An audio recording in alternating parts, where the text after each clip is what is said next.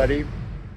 This panel is focusing on analytics for HBCUs and contracting.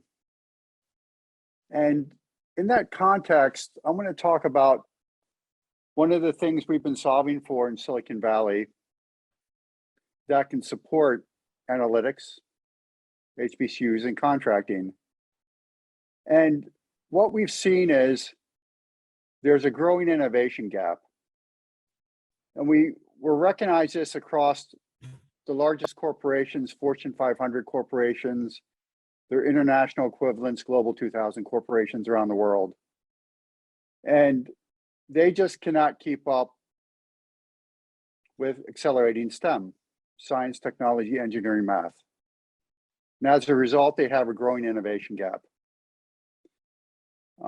Unless you're an Apple or Google or Amazon. So it's a very small list that can address this.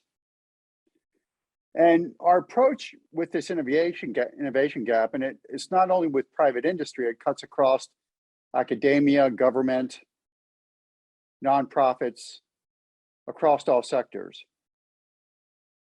And what we have been suggesting is a way to address the growing innovation gap is to generate more hypotheses faster and to test those hypotheses faster.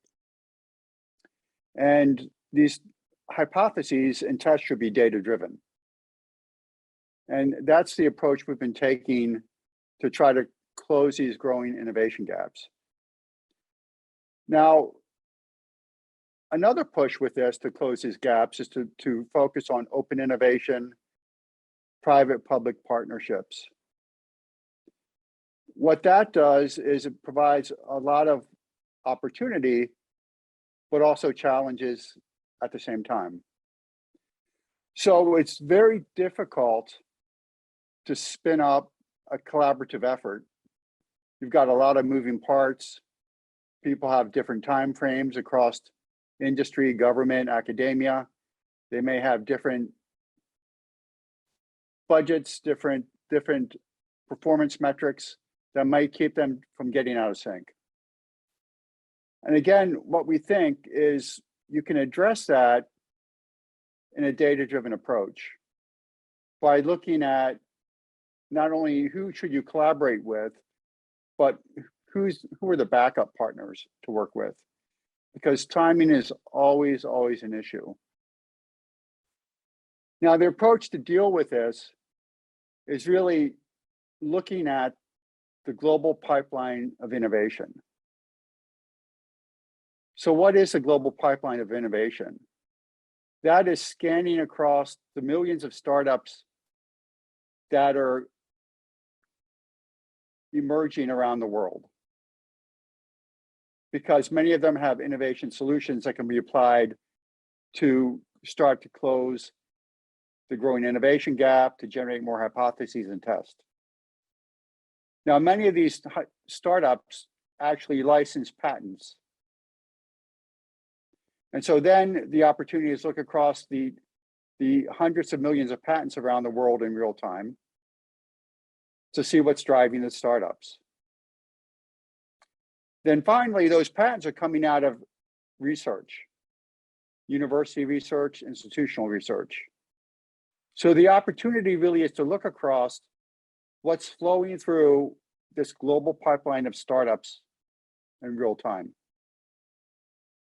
to see what's available to generate hypotheses and to test to address the most pressing socio-economic pain points around the world and at a local level, including dealing with agricultural issues. Now, one of the biggest issues with this approach is jargon. People use different language to talk about generally the same thing. And you've got siloed data. These are huge issues when people go to look for data. You've got siloed databases, people using different jargon to talk about the same thing. So for example, you could be talking to a startup that's doing what they call brain on a chip. Then you talk to a corporate R&D person, they're talking about what they call neuromorphic computing, but it's the same thing. And then you talk to a university researcher and they'll say that they're doing planned engineering dislocations on silicon germanium substrates to mimic a synapse. It's the same thing. So the opportunity really is to cut across these databases and across the jargon to really generate these collaborative efforts. And with that, I'm going to ask Ken Gardner, who's head of TDP Analytics, to do a 30-second demonstration of how we use machine learning to cut across and expand the keywords that we use to generate these collaborative efforts. So what we're looking at here is our machine learning tool. And like Jim mentioned, we use this to help us figure out how the entities in our system are talking about a specific technology or space. And each one of these dots here that we are looking at represents a word or phrase, in this case, used by startups. That's the data we have plugged in here. And we have 2 million startups in our system, so we're looking across a few billion data points. And what we can do is search for a technology or area of interest, something like ag tech, for example. And here on the right, in this orange color, the machine learning is giving us the most associated terms to our input of ag tech. So we can see agri-tech, food tech, vertical farming, etc. And so from here, what we can start to do is aggregate a list of keywords that then we can go and run across our data sets. We can also increase the number of highlighted terms here in the center of the screen from 100 to around 500. And we can isolate them. And then from here, the system will cluster out the terms by use cases. And so from here, we'd see a cluster around agricultural inputs, some around equipment, AI, machine learning, et cetera. And so depending on what we're trying to solve for, we can use this tool to help us identify the different clusters of terms that these startups are using to talk about ag tech. Thank you, Ken, for sharing that. So to close, what I like to say and underscore is this data and information is out there already. The issue and challenge is accessing it and making the data and information available so people can use it in real time to generate hypotheses, to test those hypotheses, to start closing growing innovation gaps, and to solve pressing socioeconomic pain points. And with that, I'd like to pass off the speaking baton to Dr. Tim Akers. Thanks a lot, Jim. That was a great presentation. And I particularly appreciated your visual analytics that you displayed in Ken, and thank you. That was quite telling when you had the 2 million data points. And for those that don't know, before I get into this, my name is Tim Akers. I'm the Assistant Vice President for Research, Innovation, and Advocacy at Morgan State University in Baltimore, Maryland. And I'm also a professor of public health. And but for those that don't know and are listening, Morgan State University is one of the nation's oldest historically Black colleges and universities in the nation. And we were established in 1867. And so we have a number of doctorate programs, master's programs, and undergraduate programs, and with about 8,000 students currently. Well, what's unique about Morgan State is we are located in the heart of Baltimore, Maryland, and we have partnerships all around. Some of our richest opportunities and collaborations are with minority business enterprises. And we work just, for example, with KDM, as well as INA Solutions and others, Swain Tech and companies that are minority business enterprises that work with us with respect to data issues, technologies. What we have found as an HBCU, and I'm not speaking to all HBCUs around the country, I can't speak for them, but I can speak on behalf of my colleagues and others at Morgan State University, is we have used data and visual analytics. Give you an example. Since 2008 until 2019, I and my colleague and others, Dr. Kevin Peters, who directs our Center for Excellence in Math and Science, he and I have been funded by the U.S. Department of Homeland Security. And we focused on visual analytics, and we introduced visual analytics techniques and technologies and tools to a number of our students that wanted to learn different algorithms and different ways of looking at statistics and looking at issues that tied into predictive analytics, from crime to agriculture to quantum. So we used visual analytics and tools and technologies. Jim mentioned the issues, a number of points, but one thing I also would caught my attention was, how do you take when we say visual analytics and predictive analytics and converge? In academia, there's a magic term phrase that we often refer to as evidence-based data. Evidence-based data is extremely powerful, but as Suresh and others know, there's been this evolution. I've taught statistics and epidemiology for many years. I used to be a senior scientist at the U.S. Centers for Disease Control and Prevention in Atlanta. And one thing, I love data, and data is, we sleep, eat, and breathe data. But here's the very important point, that when we look at data, in the 90s, we focused on statistics, advanced statistics, from regression to factor analysis to discriminant function analysis. But as technologies, and Suresh could certainly talk about this a lot more in detail, INA solutions, but as we developed an ability to house larger data, and our computing systems are able to now store larger data, and with the new algorithms and the technologies out there, and TensorFlow and all these tools for artificial intelligence, we're now seeing data that can give us significantly more information, from the area of agriculture to the areas of public health. For example, we have been working actually out of Silicon Valley with organizations that the name are slipping off the top of my head, but there were some articles written about our work in food safety and food safety informatics. Very important area, that agricultural informatics is an area that my team at Morgan State University, was sharing with the U.S. Department of Agriculture and FDA and others, this whole focus on agricultural informatics and food safety informatics back 12 years ago. And a good colleague of mine, Dr. Cynthia Tucker, who's a food safety and nutritionist, she and I presented many times all over the area in the areas of food safety informatics.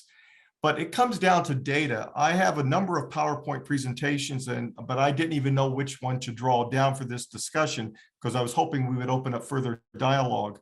But what we have found is that when we look at data, and no matter what kind of data is, especially in the areas of agriculture, there's this whole area, matter of fact, called agricultural terrorism. You look at the risk that's focusing on it, and then you look at the area of different data points. But one of the things that we'd like to talk with you about is, when we look at data, we look at taxonomic systems. We look at data from the taxonomy of all different aspects of it. And from data, we just actually, coincidentally, I just got off a whole area, a whole focus on data a few moments ago in the areas of quantum literacy.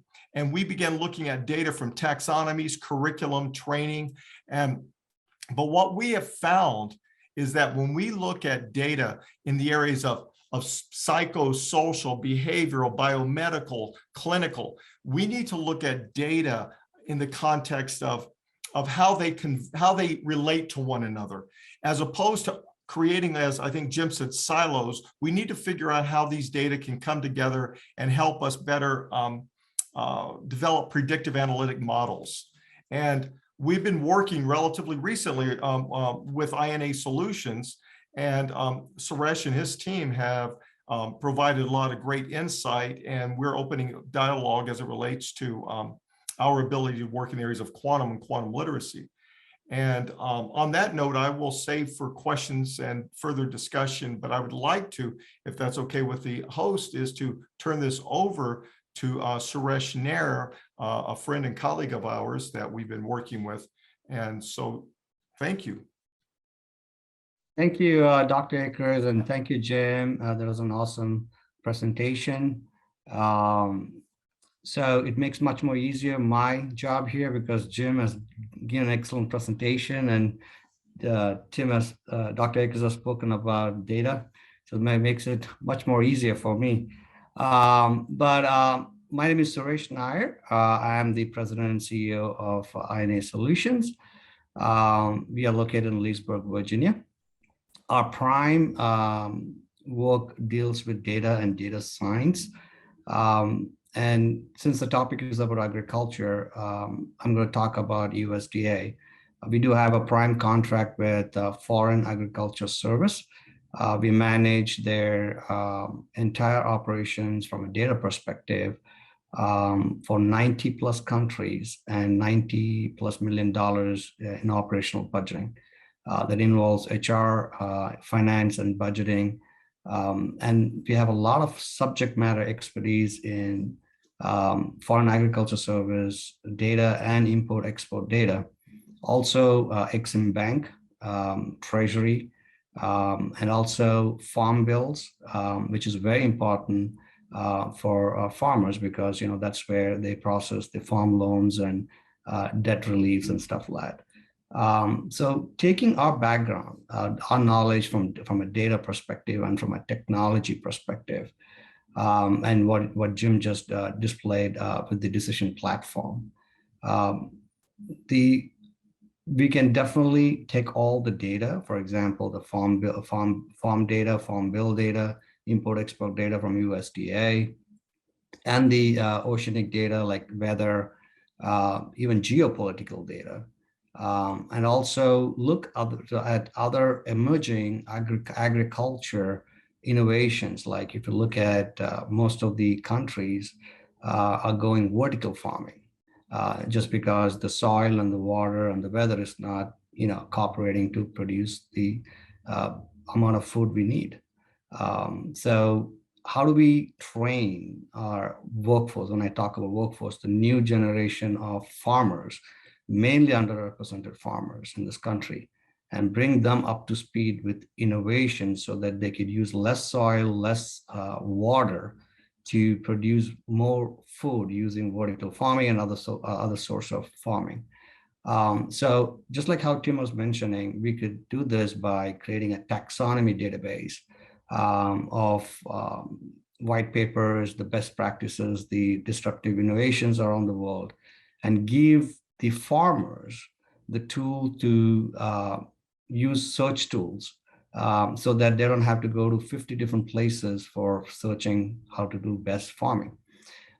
So that's an idea, and that we can easily do that by the combination of what Jim showed and using natural language processing, which is an NLP AI methodology, to pretty much build like a database like Google for farmers. And also help them do some predictive, with the data, we can help the farmers to build an ecosystem for them so that we can show partnership. We can show government, all the commercial partnership, how to put all those components together for the farmers to be successful in producing their produce and being successful. Even we can connect those farmers to supply to markets like Whole Foods or Trader Joe's, which most of the underrepresented farmers are not being, we are not being utilizing them. So how do we help them for produce organic foods? So using data and using technology and using the innovation aspects of it, and I'll talk a little bit of quantum. Quantum computing will completely revolutionize the way we do the business in this country in 5 years, 10 years, I would say.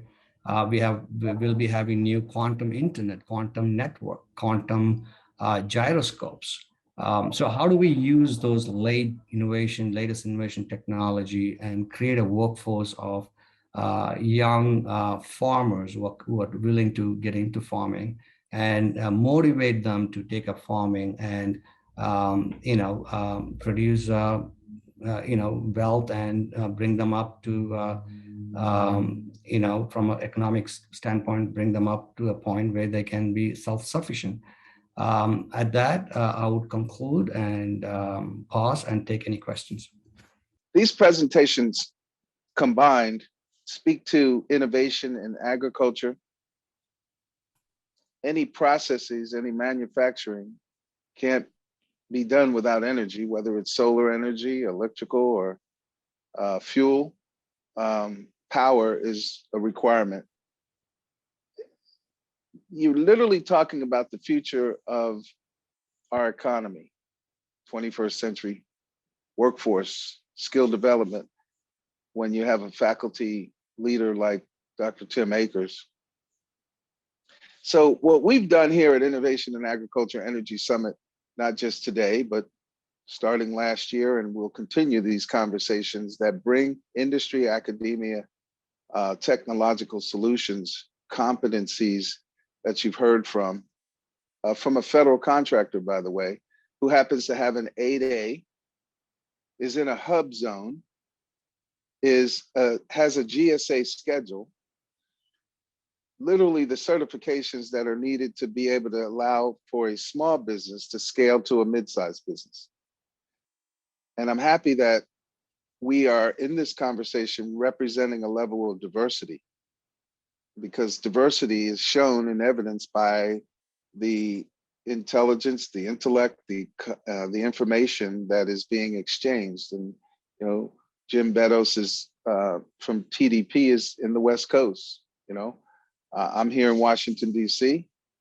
Tim is in Baltimore. Our host media event coordinator and is in Charlotte, North Carolina. These are data points. We have problems. How do we solve them? What do we use to solve them?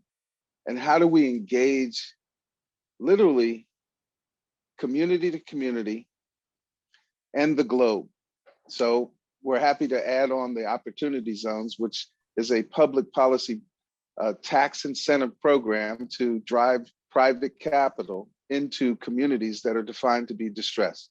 Distressed in the condition of their housing, distressed in the income status of the community members. It could even be oftentimes, and unfortunately so, high crime rates in these same communities. It definitely has environmental issues and challenges, socioeconomic issues that sometimes cause people to say the other side of the track, this versus that. What I'm hearing and what's so exciting and empowering is how information can be exchanged with a Stephen Covey objective of starting with the end in mind. What do we want to achieve? And I believe that these are the kinds of conversations that will allow us as both participants in this conversation and audience who are listening to, one, we want you to put your questions in the chat. Two, we want you to be able to make comments and challenge us throughout this discussion. And thirdly, you know, seeing is worth believing. Numbers don't lie. So Jim, what I'd like for you to do is to go one level deeper about your platform and talk about the things that we have already discussed solving. You did such a succinctly successful job of reducing it down to, what did you say, 2 minutes or less? But I wouldn't want the audience to miss out on the true power that I've seen you present of this platform, because literally we are bringing to marketplace defined by government agencies who are not using that and are a proven institution who have a traditional long-standing practice of doing business a certain way, making decisions in a certain way. If those decisions continue at the pace that they do, sometimes they can be counterproductive to the actual goals and objectives and abilities of Swift technology. So I'm going to pass the baton once again back to Jim and further deepen this conversation. So thanks for that, Keith. What I'm going to do is I'm going to ask Ken and Gardner to do a 3-minute demo to show to dig in a little bit deeper. And so I touched on some issues in terms of there's a growing innovation gap, data is siloed, different subject matter experts talk and use different jargon, and it's very specialized. And especially when you're looking for teaming arrangements to compete for contracts and you're trying to be collaborative, how do you cut across public-private? How do you cut across various institutions and how to compete successfully and to keep raising the bar of what you can compete for? So I want Ken to bring up the platform. He showed you the machine learning tool. But what's really powerful is, and I didn't really touch on this, the numbers that we've accumulated in our system. We have 2 million startups from around the world. We have 40 million patents from around the world. We have 30 million biotech and medical papers. We have close to 100 million research papers. And this is just a tip of the iceberg that we can open up and illuminate in real time. And our approach has been to combine computer and human intelligence.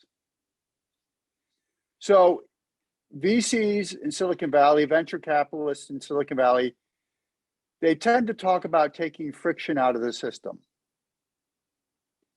And that's just code for saying they want to replace humans. We're the friction. So TDP Data Systems approach is no. We think we can combine the best of computer and human intelligence to actually enhance organizational decision-making. And computer intelligence is the artificial intelligence, the algorithms, the machine learning. It can go across with a push of a button billions of data points objectively. Humans cannot do that. We're subjective. And I can't even remember beyond a phone number, an area code. So that's my capability. But computers cannot deal with new and novel situations. Humans can with intuition. So by combining computer human intelligence with this process, Ken will walk you through, we've reduced the amount of time and cost the projects typically take. And we're working with C-level, like strategy, planning, research and development, investment decisions. Where do they place their bets? Normally they take 24 months or longer. We've reduced them down to 3 months or less. By doing that, this gets back to what we said was a way to address the growing innovation gap is to come up with more ideas and test them faster. So if you take the time and cost out of generating new ideas and testing them, now you can generate a whole lot more ideas and team up with teaming arrangements. And you can take this approach to go after contracts and grants. So Ken showed you how we use machine learning to expand upon keywords. So typically what someone will do is they'll have a small set of keywords that they'll search databases for. And Ken was showing you how with machine learning, we can typically expand. We might work with a subject matter expert that has 5 keywords, a handful. We could easily get up to 100 keywords. What that does is it expands the solution space for exploration in real time. It opens up optionality, options. And then the next part with that is, well, how do you then craft a potential hypothesis or solution? And so Ken will pull up the platform and demonstrate exactly how we do this, where we can generate and expand a list of potential options. It could be a list of 50,000 research papers or 100,000 startups, but that creates a whole nother problem. You know, take a human analyst can go through 650 startups in a month. It would take decades to go through the amount of data we're generating. So how do we get it down in real time to make sense of it for action in real time? So with that, I'll hand it back to Ken, and I'll show you just a 2-minute demo. So here we are in the search functionality of our platform. And I have a few lists here pre-run going off of the example we took from the machine learning tool demo around ag tech.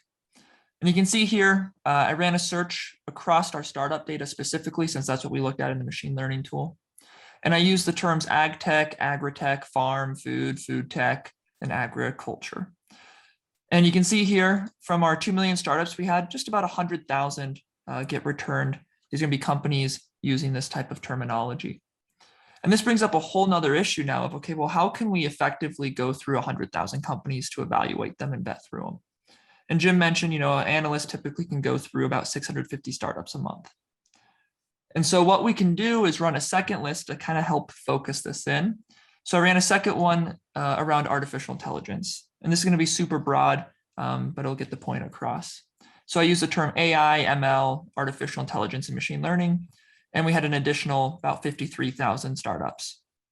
And what we can do from here is overlap these two lists, and we can quickly see how many startups are focused on applying AI and machine learning in ag tech specifically. And in this case, we can see there's about 1,700. And what we can do is create this list of these results from this overlap. And back here in the platform, we can see here are the 1,700. And what we can do from here next is take one of our algorithms and evaluate these companies with a first pass with the computer. So TDP, we have a library of about 50 different algorithms currently, and we continue to expand that. And one of them for startups to evaluate them is execution score. And this is looking at the probability that a startup can actually execute the claim they make. So can they produce the technology that they're saying they can do?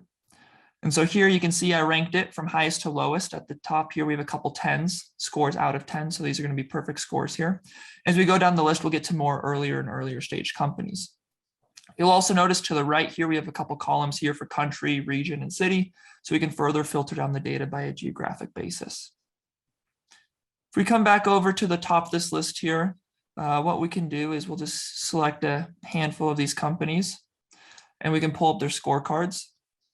And these are generated in real time, one for each of these companies. And we can just stop here and take one here. We can see the name of the company, a high concept about what they do, a link to their URL, a longer description about the company and their technologies. And then over here, we can see how they tag themselves as well. And when we run our search, we're going across all this text data that we have on them. And so this allows us to really be explicit in what we're searching for. So we can search for very specific technologies. We've gone all the way down to, liquid freight forwarding, cold chain, really anything we can search with this and find results. And then over here on the right, we can see summary scores, and this gets into our algorithmic scoring of the data. And this is just the base template for our startup. So again, we saw that execution score. Can the startup execute the claim they make? We have one for survivability here. So looking at, how survivable are they if we're working with a corporation looking to partner with the company, with a startup specifically. We want that company to be around in the future to continue to work with them to help de-risk that endeavor. And then we also have others we can plug into this, things like, acquisition attractiveness, licensing attractiveness, investment attractiveness, externality scores. The list goes on. And so we can swap them into this scorecard view. And again, that's the first pass with the computer. And then on top of this, what the computer generates, TDP's human analysts will get involved and start building additional reports and analysis and deliverables on top of this. So with that information Cannon has just pulled up, he can now, with a push of a button, start generating trend reports. So this goes into helping make decisions better.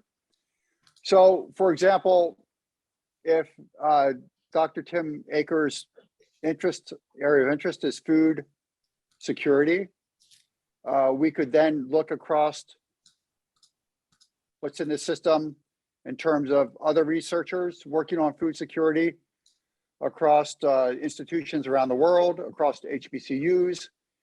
We could look across what's flowing through the global pipeline of innovation around food security, coming from research, basic research, advanced applied research, through to patents and into startups, into corporations. We can also run it across all the calls RFPs, RFIs, all the requests for proposals, grants that are coming from the US government, across the federal agencies, across the 5 development banks, including the World Bank, across the EU. So we can run this through, start generating opportunities to form teaming partnerships to go after additional research money. And we can then also rank how competitive a proposed teaming arrangement would be. And then how to add additional assets to make it even more competitive. Okay, Kenan? Yeah, so here I just took that list of those 1,700 startups focused on applying AI and ag tech in some way or another. And I created a trend chart for it. And these are interactive. And so we can start isolating different variables. So we can look at things here with kind of this teal color, startup creation, and compare that to in the blue color here, acquisitions. So this can help us, with decision making in terms of build versus buy. Should we look to acquire a company, or should we build it internally? If acquisitions are up and creation's down, we can make the assumption we're going to be overpaying for a startup. The best ones have already been acquired. Maybe it's better to build internally. We can also look at things like funding rounds versus dollars raised. This can help us understand where are we in the cycle of innovation for a specific technology. This is often cyclical, so we'll see times where there'll be high number of funding rounds with low dollar amounts. And that typically means we're in experimentation phase. So there's a lot of small checks being written to a bunch of different startups to try new things. And that'll happen for a couple of years. And then eventually we'll kind of see it invert to where the funding round count goes down, but the dollars raised increases. And there we know, okay, from that experimentation phase, there's a handful of winners. Most of the money is going to be going to, a smaller number of startups at this point. And again, that's a cyclical process. We'll kind of see that happen over and over again. And then we can also look at things like exit strategy. So we can look at IPOs versus acquisitions, compare that to what's private, and we can see what companies are trying to do. We can do similar trends with different data types, with research papers, patents, RFPs, et cetera, with this process. And then we can also heat map. So we can geographically plot where in the world, which regions are producing technology, commercializing it with startups, with SMEs, who's doing the research and the patenting of that research. And oftentimes too, we'll see disparities between that. So there might be a region that's very good at research and patenting, but they're not strong in commercializing. And vice versa, we'll see a region that's strong in commercializing, but not necessarily the research and the patenting. And so from there, we can start looking for supply and demand opportunities. Where can we source technology from? And then in market, where is the demand to take that technology to? So there's some of the other things that our platform can help us solve for. Thank you for that, Ken. And so there's a big push with academia and higher education around being entrepreneurial university. And what we're suggesting or proposing is with this platform and approach, we take that heavy lifting of being entrepreneurial off of researchers. Of course, if a researcher wants to be entrepreneurial, we'll support that. But we're also saying with this platform and approach, we're freeing up researchers to be researchers and do the research. And this platform, with this combined computer and human intelligence, takes off all that heavy lifting of being entrepreneurial. That takes a lot of work to spin up collaborative efforts, to run up projects. This platform was developed to do that and support researchers and research universities. Again, my name is Jim Beddoes. I'm co-founder and CEO of TDP Data Systems in Silicon Valley. We were started in 2016, and we were started at the bequest of Fortune 500 C-level and Global 2000 C-level that, again, we're facing growing innovation gaps. And everything we showed you is proprietary to TDP Data Systems and was built based on through client engagements with these corporations around the world. And we've been working with Stanford University since 2018. And we're looking to expand this to more usage through KDM and through the collaborative partnerships and with HBCUs. So we really look forward to supporting the efforts here. Yeah, I'd like to turn it back over to you with a request to give us your SWOT analysis, whether you want to use Morgan State specifically or across the board generic relative to HBCUs and the utilization of this type of technology. Well, let me back up. No, I appreciate that. And I can speak to a certain aspect of HBCUs because I do reviews for NIH and for sponsored programs offices for minority serving institutions. So I've been doing that many, many years, just finished up a pool of them recently on scientific proposals for sponsored programs, building infrastructure. So, but I was going to ask Jim and Cannon a question.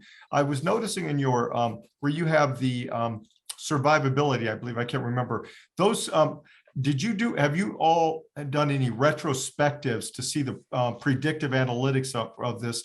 In other words, because you give it a score, but is that score based on like your data over time? Have you studied to see how successful that has predicted accurately? So with survivability, we hand tested it 10,000 times. So we used humans to score out the survivability over 10,000 times. And then what we do on top of that is we run Monte Carlo simulations for each one of our algorithms over 100,000 times. And that's how we test our algorithms. We have a library of algorithms. We've been building algorithms by channel. So for example, we have algorithms for startups. We have algorithms for investors. We have algorithms for what's called lab to market channel. We have algorithms for higher ed academia, for corporate C-level. And they've been in market since 2016. So that's kind of how we've been deploying them. And we add algorithms all the time. And we actually just generated algorithms for NIH in terms of scoring contract and contractors. So scoring out teaming arrangements and matching scores against what NIH is asking for. We generate these very quickly. And we love to work with the market, love to get market feedback. It's a collaborative process on how we approach this. Well, thanks for your question, Tim. So I appreciate that very much. You helped clarify a lot for me because, you know, a lot of times I see these scores, sometimes they're discrete and you wonder, how did that come up? What was their methodology in deciding that? Because Elon Musk, for example, I'm a big fan. I'm a fanboy of Elon Musk right there. And I had 2 of his Teslas, bought 2 Model S's, so I can say with, and but having said that, a lot of all across the media and everybody else absolutely predicted Tesla was going to fail, as you know, and things like that. And so I often like to find out what you're describing because it makes a lot of sense. You put together 10,000 plus, and it had probably more predictability than the media pundits out there toward Tesla. So what we do is we look at signals. And we always look at the number of signals, and we'll actually rank the data we have. We'll score out the data. So we'll score out the data for completeness, and we'll score out the data for accuracy. And what we're trying to do, what we take is, we're taking a satisficing approach. Do we have enough data to satisfy decision-making? And do we need to get more data to improve the quality of the decision-making or not? So that's how we can go from spanning the globe in real time, and then with the computer, and then the humans will narrow it down quickly. But instead of trying to deploy humans to boil the ocean from data from around the world, the computer does that. And then the humans will then, in a stepwise process, will narrow in. And our approach is, it's stepwise. We'll do what's called a flash report, and then we'll do a deep dive. So it's always, you know, just in time methodology in terms of how to look at the data. And that's how we can drive the cost down of doing this, drive the cost down and do it in real time. And this is a great discussion. The reason why, and I'm glad you said NIH, as I've been reviewing for almost 30 years, scientific proposals across NIH, NSF, all the agencies, CDC, et cetera. One thing I've learned is I've reviewed a significant amount of minority serving institutions, HBCUs, and TWIs, traditionally white institutions. And a study I often would love to have done was to literally redact institutional names. And because reviewers normally, when you do a scientific review, you have 3 reviewers who review and they're scored and ranked accordingly. But I have found, and I can say on record, there are institutions sometimes, HBCUs and minority serving institutions that are not sometimes ranked accordingly. But if you remove the name, I'm a scientist, so I've seen phenomenal research come out of HBCUs and others, but there's this perception that we're always battling. That perception has got to be dealt with in some more objective measure as opposed to people's biases and prejudices or whatever the case may be. And I can say on record, I would love to see a detailed algorithm that would redact institutional names, academic affiliations, and then go through the scientific review process using kind of the algorithm you described, your technology.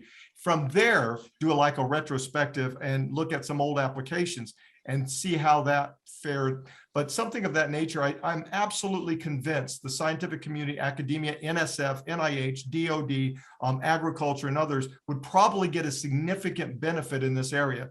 But I tell you, maybe we've got to deal with the biases and the prejudices that are out there. And the best way to do with it is redacting references. I think there is something to be said for that. And I'm being a little biased myself right now because I work at an HBCU and I've seen such genius come out of HBCUs on projects and proposals that were not funded and then others that were funded. The same thing with minority business enterprises. So the competition sometimes I think would be nice if we could take your platform and introduce it across a different environment, a different ecosystem. So I mentioned that we combine computer intelligence because computers are objective and can run across billions of data points in real time. And we take out the human subjectivity out of it. And then the humans are on top of the computer algorithms that are run objectively. And it's that's our approach. So this would deal with biases. Another bias that will come up is when an organization is working off of a narrative and is trying to backfit data to fit the narrative that they're trying to support. And again, this would then open up that bias or illuminate that bias. Well, this is the kind of program that what you've described, I could see its applicability. Some of your data variables, you're just changing because you could still use the same approach to analyzing federal applications to kind of see where, but not to say that this one's likely to have done better or would do better, but rather just allow the review process, the objective human element or the 3. But once you redact any reference of institutional name and affiliation, you then, I believe, would get more objective analysis from the reviewers. Yeah, we many times we look to kind of take something we've developed for one application and reapply it. So one of the first uses of this was for startup incubator and accelerators. And they have human panels to determine who gets, admitted to a cohort. And it's very subjective.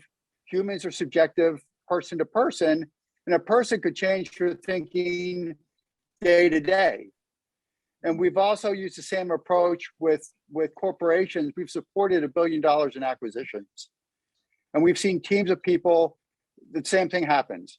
So taking out that human subjectivity, at least first pass, and then have the humans on top of the computer objectivity. See, so that's been our approach. It seems to work well. Yeah, and I like this. And the point I would see, and I apologize to our other panelists for monopolizing on your time, but one thing, I guess, since we're going to hopefully be edited at some point on this, but a very important point that kind of resonates well with me. If you look at Twitter, Facebook, and all these others, they put a lot of the human biases in their algorithms. I'm sorry to say. They would like to think they're programming those out, but they're not.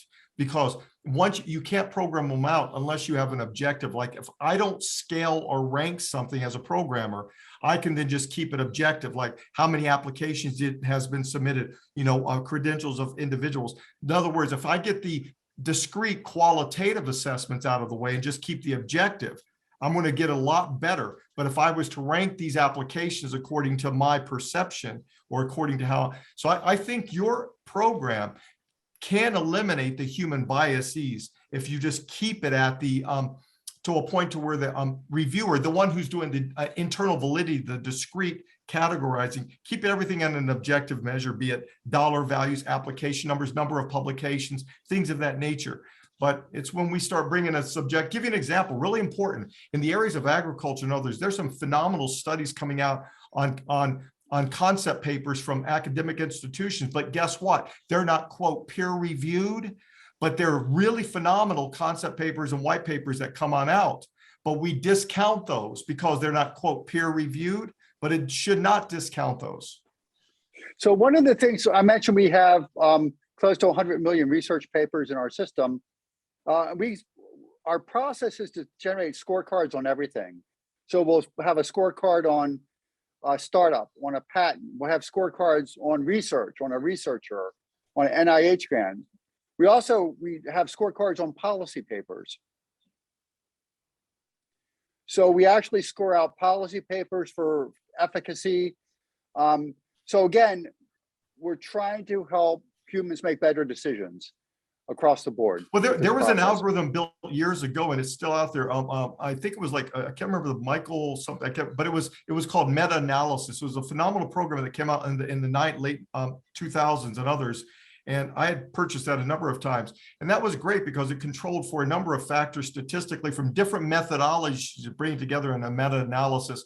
But ranking and validating scoring. I'll turn over to Suresh and some things because I won't go into detail because we're under NDA based on some of our technology working with INA solutions. But Suresh, I was holding off on maybe you wanted to share some thoughts. You're muted. Oh, thank you, Tim. Those are all excellent questions. And just to piggyback on what Tim was asking about, the data and how the platform can really help innovation in agriculture and help underrepresented farmers. Jim, this is a question for you. And I think if we take all the data, right, whether it is farm data, soil analysis, NRCS data, weather data, supply chain, food security, name it, and the commercial, industry data, right?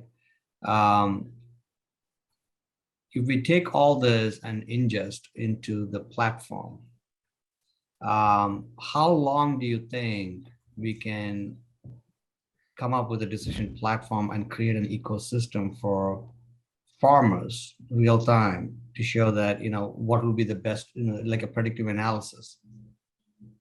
So Cannon will pull up what we call an ecosystem map. He'll pull up the process that we use to create an ecosystem map. And I don't know, Ken, if you want to pull up microgrids or if there's one on agriculture you want to pull up, but maybe spend a minute to go through it. What we do is we use our platform, and thanks again, Suresh, for your question, is we use our platform to combine different components of a solution. One of our hypotheses is generally no one has a complete solution. And we certainly see this in the whole pipeline of startups. But if you start combining technologies and IP together, then you get a holistic solution that has much more impact. And so this can be applied to teaming arrangements. So again, teaming arrangement, combining researchers, we've got 2 million nonprofits in our system. We have 10 million small, medium-sized enterprise. We can zero down to a zip code. There are 41,000 zip codes in the US. We can get that down to zip code with a HBCU, with an opportunity zone, with nonprofits supporting what the HBCU is focused on, and also small, medium-sized enterprise. And also we have 300,000 investors in our system to look for other funding to support NIH grants and contracts. And what Cannon will show you, when we started this in 2016, it took us about half a day to generate. We now got it down to an hour to generate what he's about to show you. And the whole point is generate these ecosystem maps. Again, you can think of them as a potential teaming arrangement. Generate a lot of them to provoke the thinking quickly. Provoke thinking and then find the ones you want to go into to test this out, to move into action. Okay, Ken. So this is an example of one of these ecosystem maps specifically for urban microgrids. We've built these across many different topics.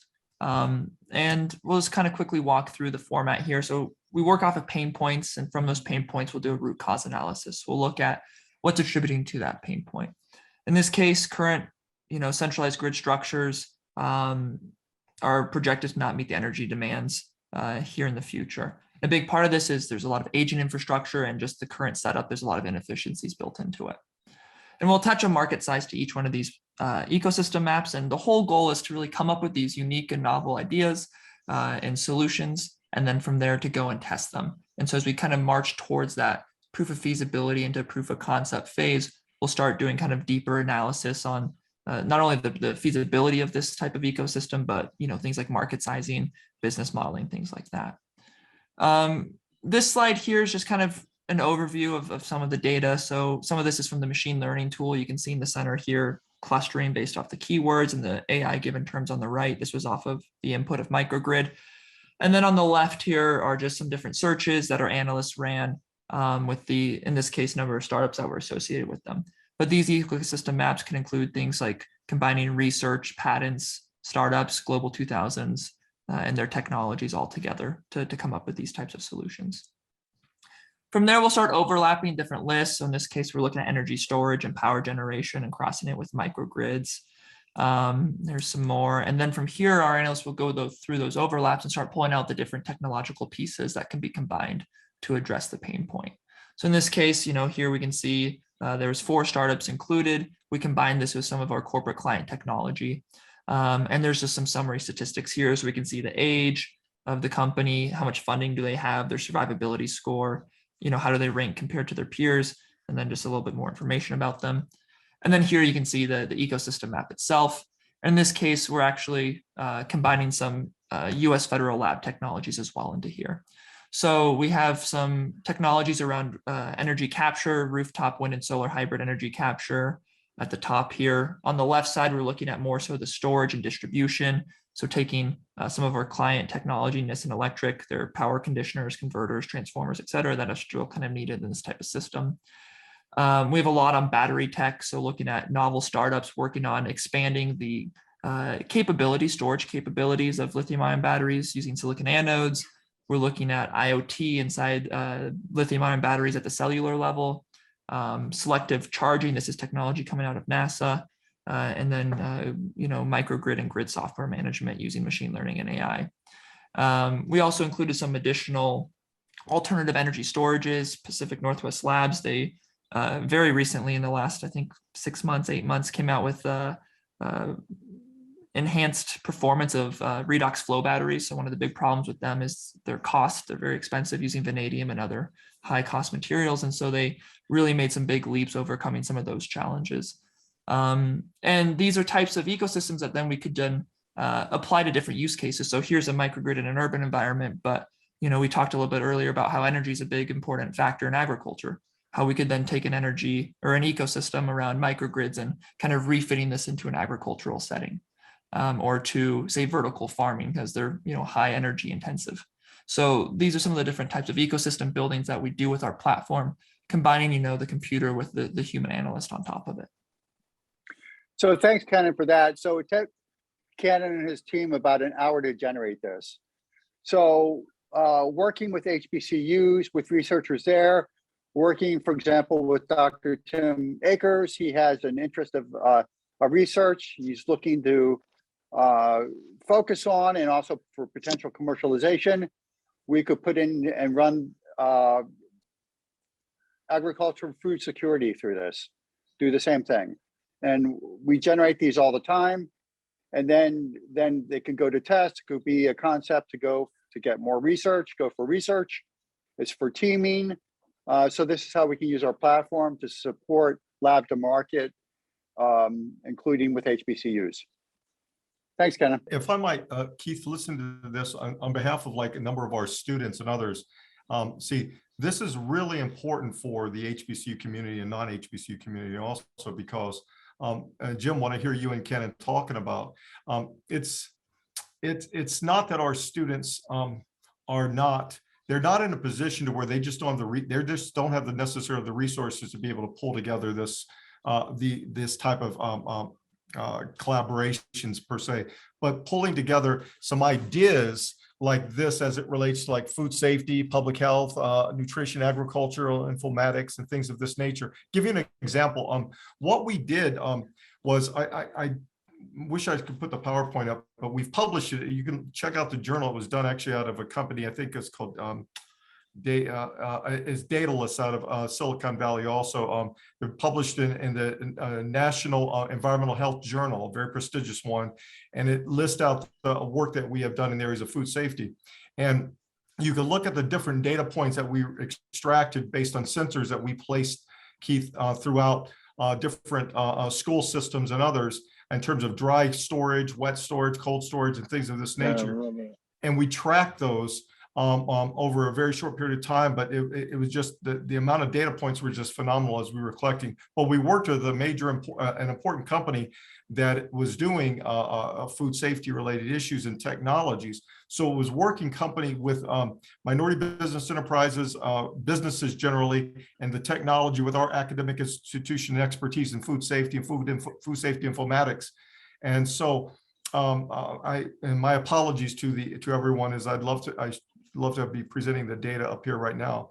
But anyhow, being able to get our students involved in this level of learning and this areas of technology and innovation for idea sharing, because I guarantee you will see different perspectives, incredible genius that will come out of our students that is the type of insight that sometimes is overlooked. And that's why working with HBCUs and minority business enterprises are really important. And so there's a number of strategies that we have that give you an example, without going into too much detail. There's data out of the satellites called Giovanni satellites, you may be aware of, that we use in our climate studies and projects, and some of our faculty here that use it. But we've even, and in the spirit of disclosure, they're all trying to make the world better. But if you get, for example, an iPad, and I don't have the example that we've put together just conceptually. So if I was able to take and use augmented reality iPad, take it to an agricultural site, but the data coming down from the Giovanni satellite could show different plumes and different temperatures, but having the right kind of system that would show that. So as I orientate vector the iPad to a farmland, you can see using real data coming down in real time, or maybe previously. That's the kind of learning we want to get our students involved in, not just the fact that they're going to take a test, but rather they're involved on the hardware, the software, the programming side, and also its application. So Application. So, No, so, sorry, if I could just, I'm sorry to interrupt. So No. Dr. Akers, I want to just say something to that Tim, point. please, Tim.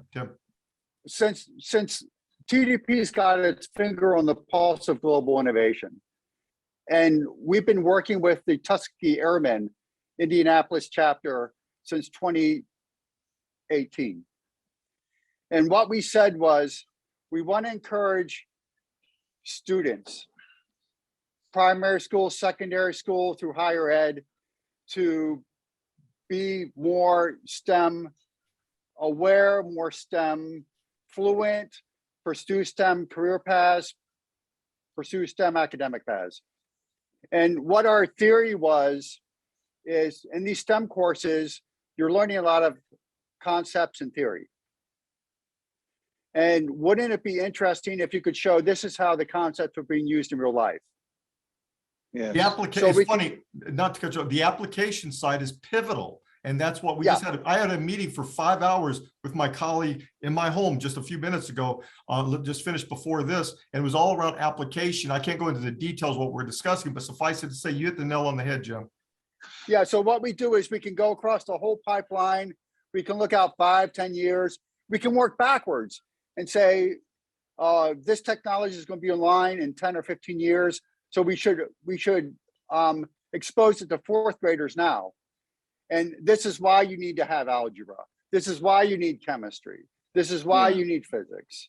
And so those concrete applications on why they should pursue these paths and interests, whether they go to higher ed or not, just be more fluent in this. And we're happy to work with HBCUs, with yourself on these applications as content for the classroom. Sorry, Keith, what were you gonna say? Suresh, I'm gonna let you have not the final word, but the word that kind of gives a summary from an 8A hub zone federal contractor, GSA schedule holder, and any other relevancy to what we've powerfully heard here. This is so exciting, and I want to thank Dr. Tim Akers, Tim, for heart-to-heart, breast-to-breast around. My mind has one statement around, okay, how do we get the students in the classroom of this discussion? Because I guarantee you their horizons, their thirst, their curiosity for learning more about how to take concept, how to dig deeper into data and use the application is the wonder of this discussion. So I'm happy that it's recorded. I'm happy that we all are having this discussion. Suresh, in closing. Thank you, Keith, for this opportunity. And what excites me is, and Tim knows about it, is innovation. And this is for a larger purpose, right? We're not building an application with a database. We're talking about using data available to us and the technology like decision platform, what Jim just showed, and teammate Dr. Akers' vast knowledge about food security and the MSU's background. And we can definitely solve some of the challenging problems which has been for years. And we can use our company INA solution, because we do already have a relationship with the USDA Foreign Agriculture Service. We're trying to expand at FSA, Farm Service Agency, and at NRCS. So we can definitely be a lead partner in this to bring teams together and play a good role so that we can use our STARS 3. We won our STARS 3, GSA STARS 3. Very few companies got awarded in the first cohort. We are on the emerging technology, focus area also. What that includes is the quantum technologies and AI, because we already have proven experience doing that at US Air Force. So with our certifications like STARS 3, 8A, Hub Zone, and CMMI Dev Level 3, and ISO 9001, we could definitely, help USDA and other agencies to come together and put a solution together. And as Jim was explaining, it doesn't take months.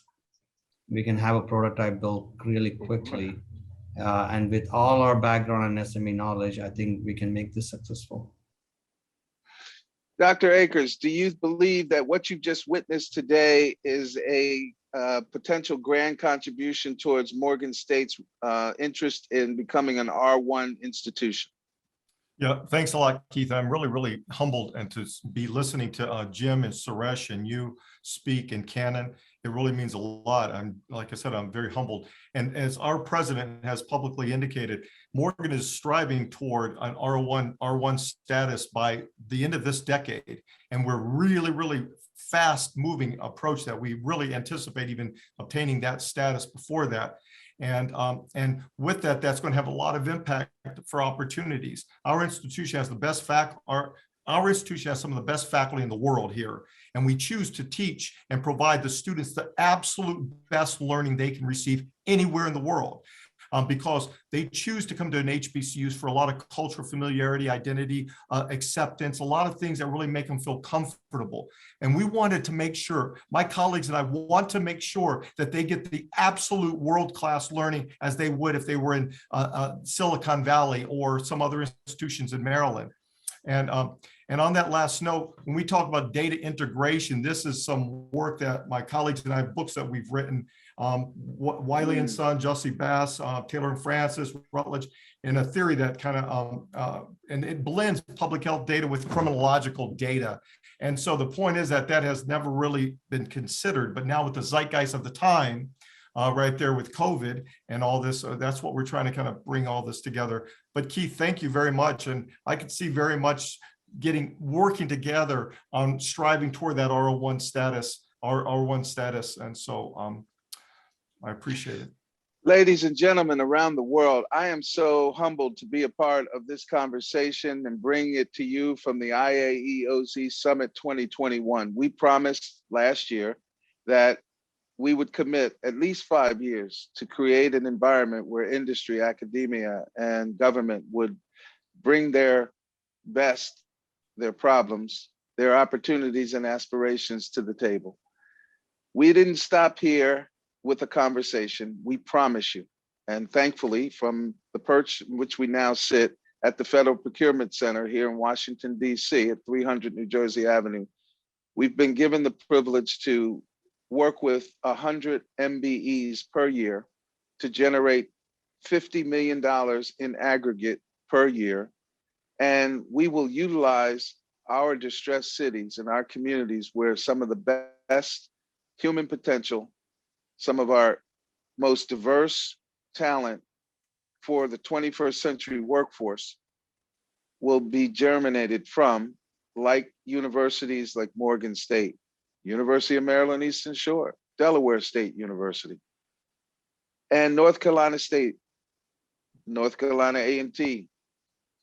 The list goes on.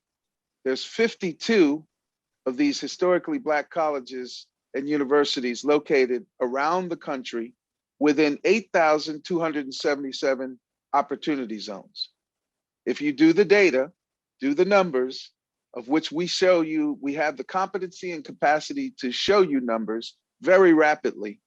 There's some decisions that we could make that will transform America and the world and create a rebirth on what works. And so I want to thank you all very much for educating us, engaging us, and unquestionably empowering us with this type of discussion.